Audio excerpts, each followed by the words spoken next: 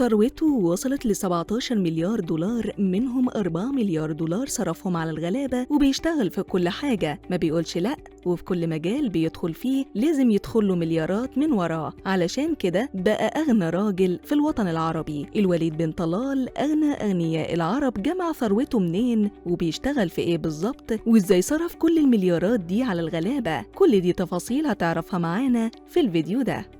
اسمه لوحده ماركة مسجلة في عالم الفلوس والاستثمار. الوليد بن طلال اللي ثروته حطمت الأرقام القياسية في السنتين اللي فاتوا. اتولد في الرياض سنة 1955. جده الأبوه هو الملك عبد العزيز آل سعود مؤسس السعودية، وجده الأم هو رياض الصلح أول رئيس حكومة في لبنان بعد الاستقلال. ورغم أصوله الملكية دي كلها، بن طلال ما أخدش النجاح على الجاهز وقعد في القصر، لا ده سافر أمريكا وهو لسه شاب صغير، ودرس إدارة واقتصاد في كاليفورنيا، وأخذ الماجستير بمرتبة الشرف من جامعة سيراكيوز في نيويورك. الوليد بن طلال رجع الرياض في ثمانينيات القرن العشرين، وبدأ رحلة بناء إمبراطوريته من تحت الصفر. أسس أول شركة ليه وسماها المملكة للمقاولات، اللي كانت بتركز في البداية على البنية التحتية والإنشاءات، وبسبب ذكائه وسرعة البديهة حولها لشركة المملكة القابضة، واللي بقت النهاردة واحدة من أكبر الشركات الاستثمارية في العالم. أسهمها بتحرك بورصات العالم، وده كان في سنة 1996. الوليد بن طلال ماشي بمبدأ اقتناص الفرص،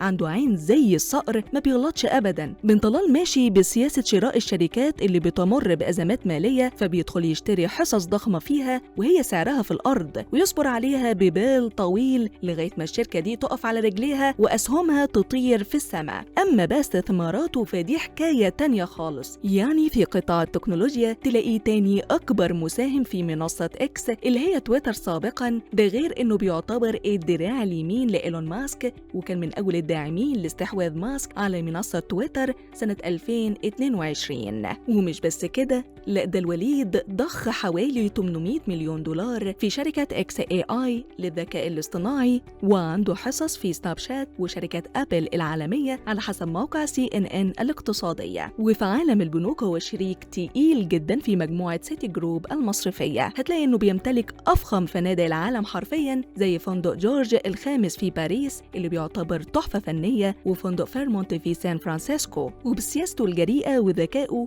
قدر يجمع ثروة خرافية خلت ثروته في 2024 و2025 توصل لحوالي 17 مليار دولار، وده على حسب موقع CNN الاقتصادية. وبجانب استثماراته، الوليد عنده نشاط خيري ضخم، لأنه على مدار 40 سنة تقريبا صرف أكتر من 4 مليار دولار من خلال مؤسسات الوليد للإنسانية، اللي وصلت مساعدتها لحوالي مليار إنسان في 190 دولة في ال6 قارات. الوليد النهاردة بيمثل نموذج للراجل العربي اللي قدر يفرض كلمته في بورصة نيويورك وفي أهم عواصم أوروبا، وده اللي خلاه يتكرم في 72 وسام من زعماء العالم، ويحصل على 21 دكتوراه فخرية من أكبر جامعات العالم، لأنه ببساطة ما بيعرفش كلمة مستحيل. ودلوقتي قول لنا أكبر مبلغ جمعته في حياتك كان كام؟